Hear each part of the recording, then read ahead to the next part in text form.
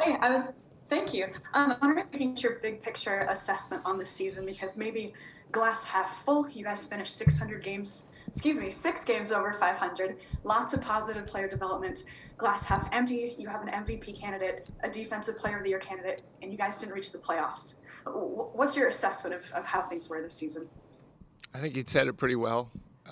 Could look at it both ways. Some good things. The result obviously not what we wanted.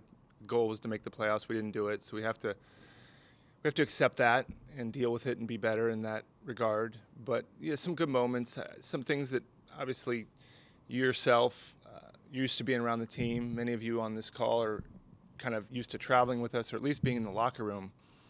I will say that you have to learn in order to win. You have to learn how to lose, and I kind of harken back to 2012 when we lost. I believe actually 2013 when we lost to the Clippers, or 14. And looking in the locker room of losing, and we did make the playoffs that year and lost to the Clippers. How you lose sometimes builds a foundation to winning.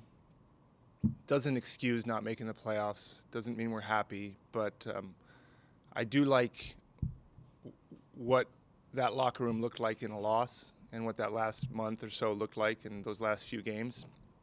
Again, shouldn't please my owner, shouldn't please our fans, shouldn't please our players, shouldn't please me. But some like you said, some positives, and certainly dealing with the truth of not making the playoffs is something we can't escape. Next question is from Monty Poole. Hi, Bob. How you doing? Doing all right. Good. Um, Curious to know what you think of the roster in terms of you guys played your best basketball over the last 6 weeks of the season, and you did it for the most part with a starting lineup that didn't have without two shooters. You had three guys that were shooters. How hard is it to win in today's NBA when you've got guys like Draymond and Loon who aren't really scoring threats? Well, I think, Monty, every team's trying to do it all. As you know, you've covered it a long time. At one point, I thought we had the puzzle fit, exactly right. I don't think you ever, as a general manager, get to see something like we had in years past as far as roster and not a lot of deficiencies. But most teams deal with some deficiencies, and I think that we certainly would acknowledge there's holes. We had a thin margin for error this year, and that's why you saw in those last week or so some very close games and games that could have gone either way. They didn't go our way, but we got to own that too. That means that in order to win, you have to play really well, really, really well for us to win. And at times we did, and at the very end, the other team did and beat us. So shooting, sure. Every team needs it. Every team wants it. But at the same time, every team wants guys that can defend multiple positions, which Looney and Draymond do. Obviously, Draymond's playmaking is a huge part of who we are. So that's where we get back to work. And sometimes it comes from within. Sometimes it comes from trade. Sometimes it comes from free agency. Sometimes from the draft. But I think you're right. Certainly at times with the attention Steph was getting, we acknowledge scoring was difficult in some of those situations against some really good teams and good game plans. If I could follow up, how does it change your offense when Draymond is actually making shots or at least posing a threat to defenses, a scoring threat? It changes it quite a bit. And you're about 40 minutes ago, he was in my office with Steve, and we were talking about that exact issue. And the good news is we're all aligned in that opens things up. And he wants to do it too. And he's done it before. That's also, you were covering our team when he was shooting at a high clip from there. He's capable. Some of it's a mindset. Some of it's work. But we need it. He wants it. He's not going to shy away from that. I think he wants to feel confident in that regard. And so, yes, that ability to be a threat out there is important to us. And we're focused on it, and so is he, and we think we can improve in that area. Question from Anthony Slater, The Athletic. Yeah, Bob, I just have one quick one and then like a wider scope one. Kent Bazemore said Steph Curry had a hairline fracture in his tailbone. Is that right? Yeah, I think he had a small hairline, but as I've been told, the pain and the discomfort was coming from more of a contusion. And when we, just so you know, for anybody on the call, when we have an injury, everybody that I'm talking to here or looking at is very, very good, and have probably working on their medical degree just like I am. But when you have an injury like that or any injury, what we do is we meet with the player, we meet with the player's representative, we meet with our medical staff and say, how do you want to characterize this injury?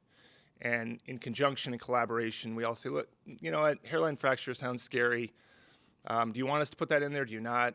And they say, let's just go with contusion. And it's not as a situation where we're trying to be deceitful, the player is. And in that specific instance, that's how we went about it. And being told that the reason why he was not playing right away was more the contusion, that's what we went with. So that's the story of that. Got you.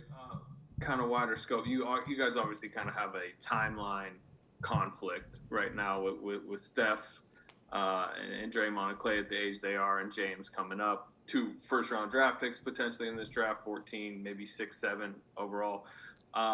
What is the urgency level to dip into that, asset base for your future to help next season's team and the one after, which is kind of the Curry title window? Yeah, I mean, we've been, since obviously Steph was here before I got here, and when you're lucky enough to kind of fall into a player like that, in my position, I think you owe it to them to try to win, right? Those people don't come along too often with that kind of talent that he obviously has. So for the last 10 years, that's what we've been trying to do, is give him a team that he can win a championship with. And some years it's easier than others, but we're always looking and trying to do that, and we'll keep trying to do that. And that means looking at all different types of things. As much as it's been said and written, I do think young players can help. It depends on when or how. Things can evolve much differently than we all think over the course of a season or the course of a training camp. But that's where we make our predictions, and we look at the roster and say, well, how much can we expect from this player? How much can we realistically expect from that player? What's Klay going to be? When's he going to be back? I'm sure we'll get into that. And so it's something we're constantly looking at, Anthony, and certainly we'll try and do. We want to win. Our payroll is not a payroll that will reflect any type of rebuilding. It's a payroll that's trying to win a championship. So that's how we're going to approach it. Wes Goldberg, Bay Area News Group. Hey, Bob.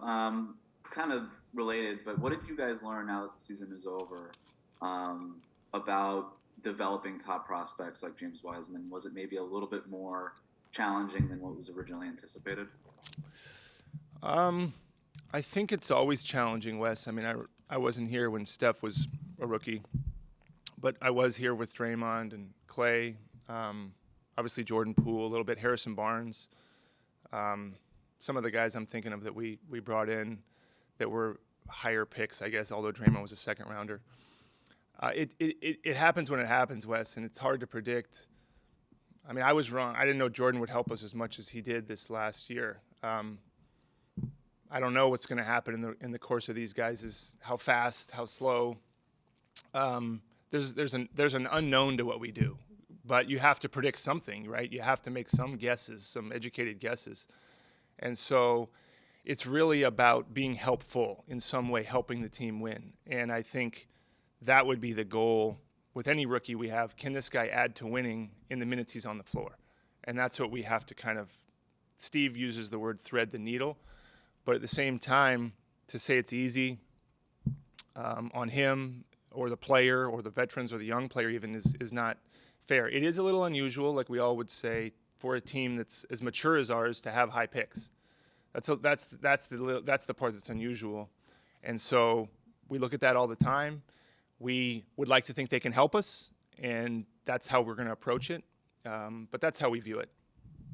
And then just to piggyback on that, given all those challenges, do you guys have as many as 2 lottery picks? Would you be comfortable adding 2 teenagers, young guys to this group? It depends on who they are, right? It depends on what else we do. It depends on what's available. It depends on what optionality exists. It always. I know those answers aren't what you want to hear, but the truth is you can look at a lot of different things, and some come to fruition, some don't.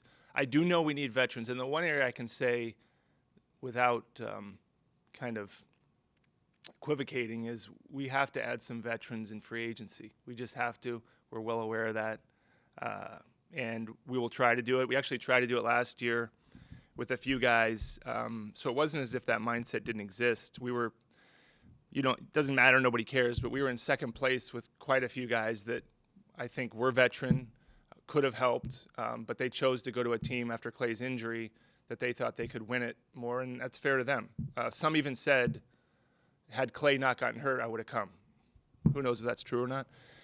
But that's the thing we hope we've accomplished in the last couple of months, is proven to some of those kind of guys, I think the Warriors can win. They have to believe that. I hope we showed that we're close, but that's what you get when you're looking at a vet minimum guy or a vet taxpayer that's maybe taking less money, is, can I win with the Warriors? There's no doubt they like playing with Steph, and they love Steve, and I think they view our organization as one that takes care of its players. But those players are in demand, and the contending teams are after them. But we did it last year. We didn't get any of them, but we're going to try to do it again, and I think hopefully we'll have some more success this offseason. Nick Friedel, ESPN. Bob, I got a couple for you, but you mentioned Klay just now. Is there any clarity as we sit here after the season about when he'll be able to return next year? Yeah, Nick, I don't know that it'll be the start of the year. We'll see more as camp gets closer. When I say start of the year, I mean game one. I don't know if that's realistic or not. That'll be less than a year. I don't know what the day the season opens up, but I think that'll be 11 months. I don't know that that's realistic. What we're focused on is, when do we expect Klay to be Klay? And I don't know if that'll be January, February, March. It's too early to say. So I know that's not an answer that I'd love to be able to tell you exactly what it is, but until we get closer, I don't know. But we're not going to throw him out there if he's not ready. And he's doing everything he can to get back. And for someone that's covered us like you, I want to talk about Klay a lot, but I'm reluctant because I don't want to use that as an excuse. I don't want people to think, well, when Klay comes back, everything's going to be great. As great as he is, and it will help a lot, we have to look at our team and say, Klay will be a huge addition, but there's other areas where we need to improve on as well. But I don't know exactly when it'll be, Nick. And on a different topic, you've been on record as saying you'd like to bring Kelly Oubre back. I don't know if you've had your closeout interview or not with him. How confident are you, as we sit here today, knowing that things can change in free agency, that you will be able to bring him back going into next season? Yeah, Nick, I don't know. I don't know what his market will be. I don't know what our ability will be. But he did help us when he moved to the sixth-man role. I know that was much discussed throughout the year, and I thought he handled it well, especially when we played him more at the four. I thought he was pretty productive for us. He went through a lot this season, obviously, new team, hearing all the noise that he heard and then not starting, and I thought he handled it well. I mean, he got a lot of questions about, do you want to be back? Do we want him back? But for the most part, I think he could have helped us. At the end, we were running out 8 guys, and they did the best they could, and I think he could have helped us because I felt like, unfortunately, and everybody is free to have their own opinion, I don't think I'm being biased, that he was helping us more in that role. And I even think Wiseman was starting to come into his own, but of course everybody's going to think I'm saying that. But I actually thought that over the last few games it was some positive as far as impacting winning. So we view that with Kelly. But Nick, I can't say I think he helps us, but I can't predict what the market will be and all those things. Did he make it clear to you that he would be willing to return in a bench role next season? Yeah, we didn't specifically say, are you coming off the bench or not, but he did make it clear he'd like to be here. He did say that. And I think I think you even asked him about starting and if he'd be okay with that. I don't, organizationally, we didn't look at it as much as starting or not. I think I don't mind a player that says he wants to start. I think that's fine. If you were on our team and you said I want to start and you didn't, say great, you should. So I think we can work that out. But again, those conversations will come 2 months from now. But there was no, we don't want you here, I don't want to be here type conversations going on. Next question is from Chris Alvarez, ABC7. Hi, Bob. Draymond, after the game on Friday, said he expects to be heavily involved in the offseason moves. How much is Draymond, Steph, and Clay a part of what you guys do, and whether it's roster moves, free agency, draft picks? How involved are those 3 guys? It's funny. I saw that too, and I hear people. I mean, for those of you that are, and the guy's never not been involved. You know, he's not capable of not being involved, which I value and encourage. And Steph and Clay. Clay's not that involved because Clay's just it's not how he thinks as much. But I will tell you, Draymond and Steph have never not said, and we like that partnership. I mean, those guys are more important than I am. Their opinions matter. They're harder to find than somebody like me. So I love them weighing in. We just talked half an hour ago, and he has thoughts and opinions, which are great. He sat in on the draft one year, and I'm sure he'll be leading something or running something at some point in his life. So he's very smart, Steph too, and so welcome that, always have and always will. Draymond will probably be telling us what to do when he's gone. Jason Dumas, Crown 4. Hey, Bob, how you doing? Just two quick questions. How optimistic are you that you guys can get a new contract done for Steph this offseason? I mean, as optimistic as you can be. I don't see any reason not to be optimistic. He seems like he's motivated. We're motivated. I would say pretty confident we'll get something done. Cool. And then just a quick follow-up. Have you guys talked to him about the Olympics? Do you know his plans? I know at one point in his career, checking that gold medal, box was like a priority to him. Things have obviously changed with COVID and anything. Do you know his thoughts on the Olympics and his involvement? Yeah, well, Steve's one of the coaches, so I think him and Steve spoke. I talked to Steph about it on Saturday. We did our exit interviews a little bit, but I don't think he's decided, Jason. I don't think he's decided. I think he wants to see the schedule. The season ended abruptly. It all ends abruptly usually, unless you're maybe down 3-0 in a playoff series.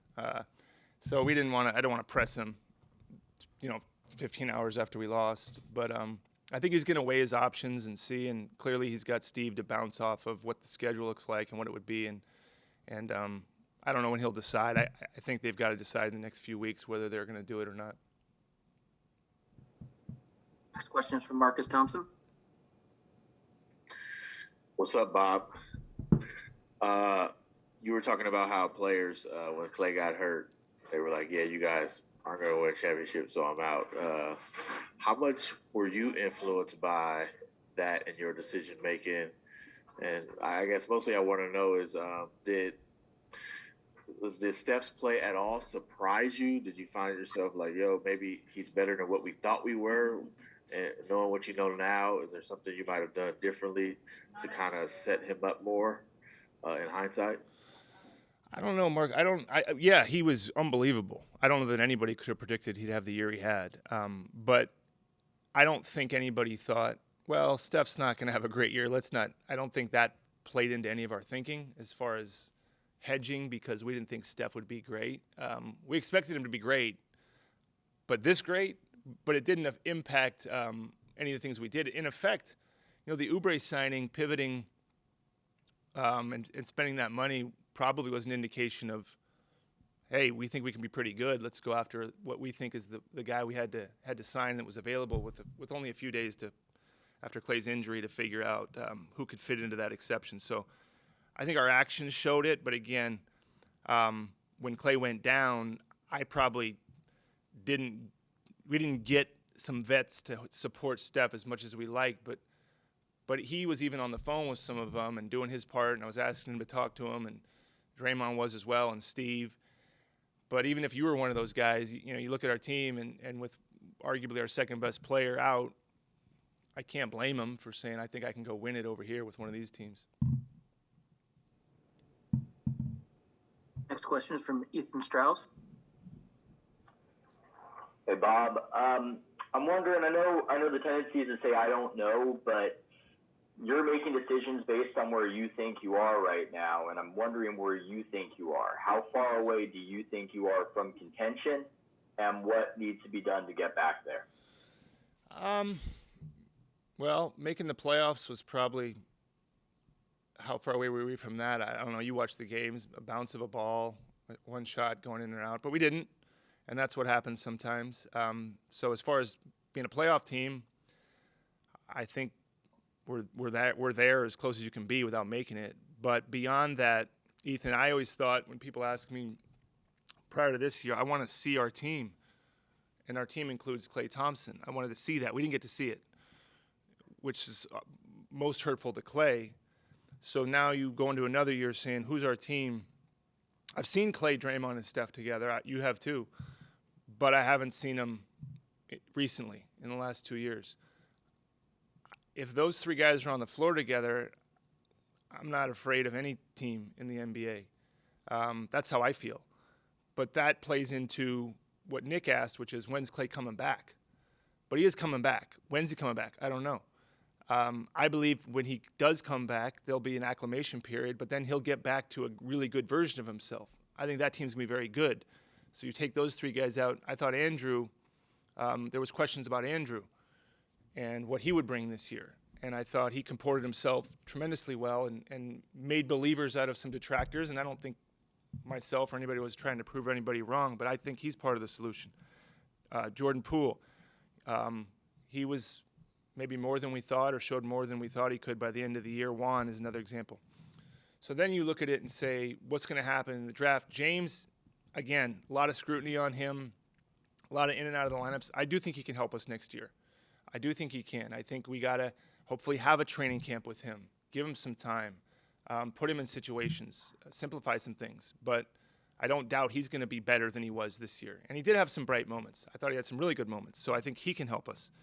And if you add it all up, Ethan, and we have health, I think we're up there with any team in the league. Who do we draft at those positions? No, I don't even know what pick we have yet. I have an idea. I think that team can be really good, but not if it's not healthy.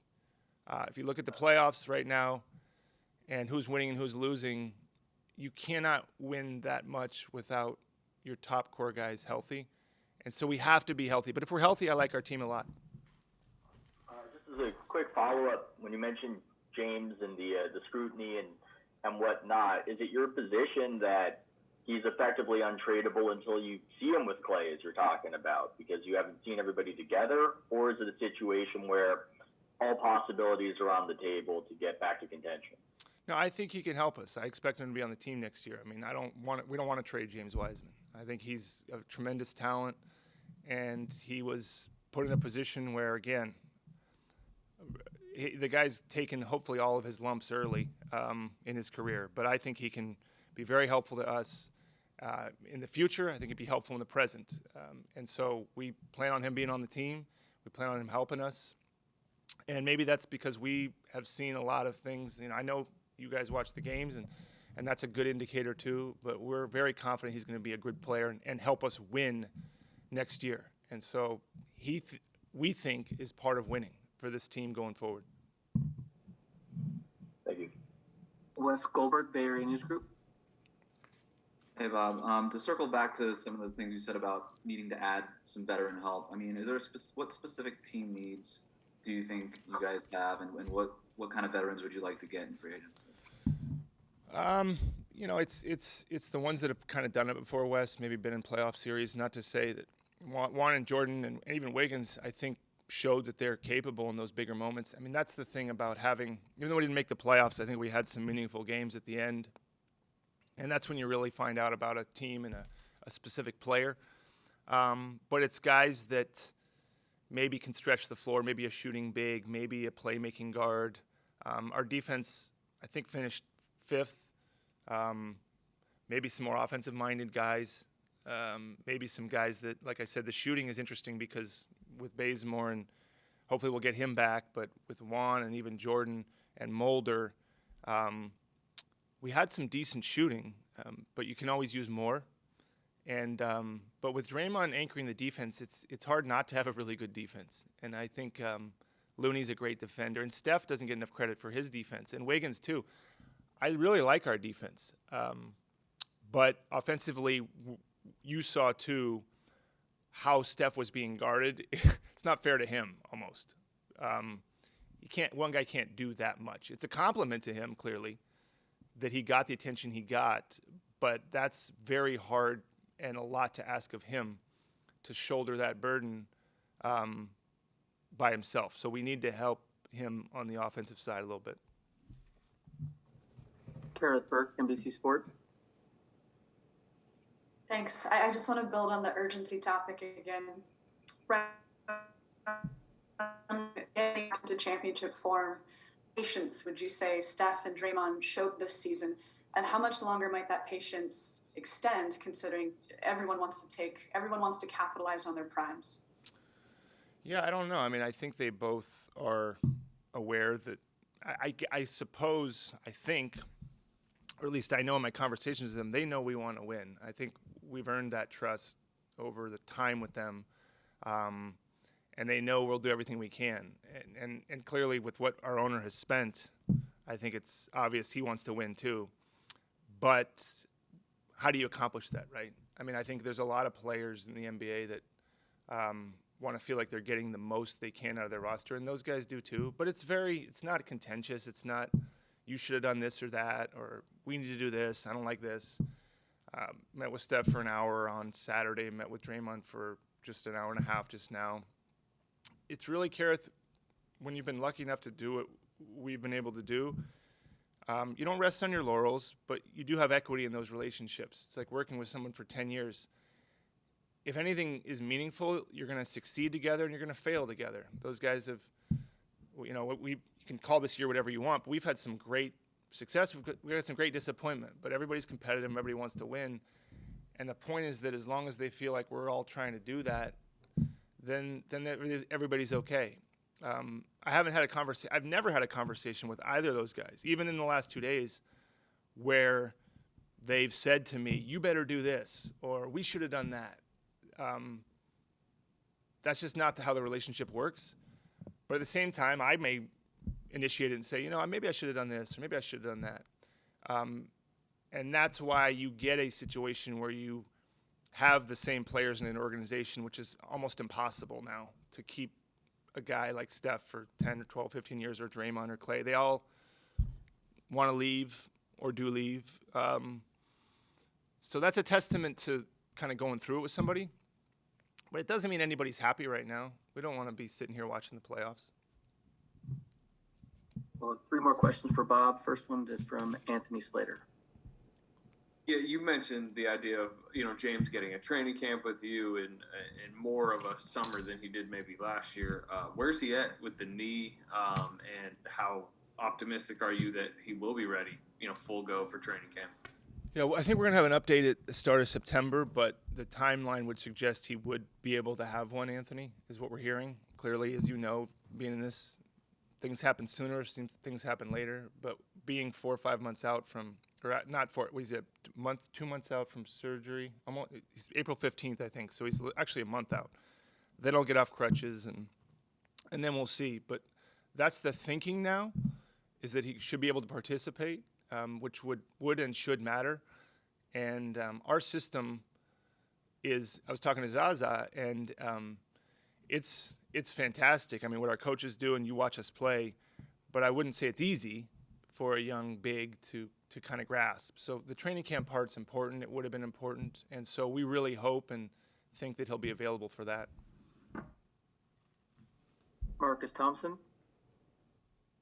You've had a number of these young guys for a couple of years now. I count 6 of them that's been with you 2 years. They haven't played with Klay, but have you seen enough of these young guys that you have on the roster to be able to decide on them? And do you anticipate a lot of turnover? Yeah, I don't know.